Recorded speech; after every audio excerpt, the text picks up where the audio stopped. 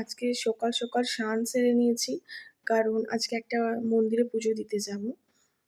তো চলো রেডি হওয়া যাক। করেছি আমরা কোথায় যাবো বলে? জয়রামবাটি। তো চলো ঠাকুর মন্দিরে গিয়ে দেখা হচ্ছে। টাটা।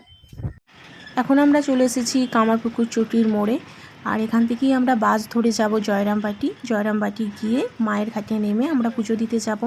আর বাস ছিল না, সেই কারণে আমরা ছোট্ট ছোট্ট ভিডিও ক্লিপ নিয়েছি। অনেকেই হয়তো কামারপুকুর জায়গাটা দেখেছো, অনেকেই হয়তো দেখোনি, তবে আস্তে আস্তে ভিডিও দেবো কামারপুকুরের অনেক, তোমরা চিনে যাবে।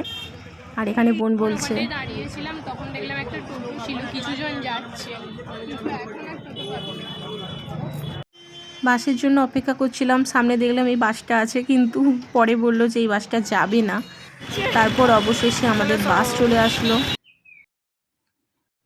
বাসে তো যাব বলে তাড়াতাড়ি করে ছুটে আসলাম বাসের কাছে, কিন্তু এসে দেখছি এই অবস্থা। এবার হচ্ছে এত ভিড়, বাসে উঠবো কি করে, মনে হচ্ছে ছাদে উঠে পড়তে হবে। অবশেষে আমরা জয়রামবাটির মায়ের ঘাট বাস স্ট্যান্ডে নামলাম, আর এখান থেকে আমরা মন্দিরের উদ্দেশ্যে রওনা দেব। আর এখান থেকে মন্দির 5 থেকে 7 মিনিট সময় লাগে হেঁটে যেতে। তবে তোমরা কে কে জয়রামবাটি এসেছো অবশ্যই কমেন্ট করে জানিও। আর মন্দিরের ভিডিও আসছে পরের ভিডিওতে, সেই জন্য পাশে থেকো।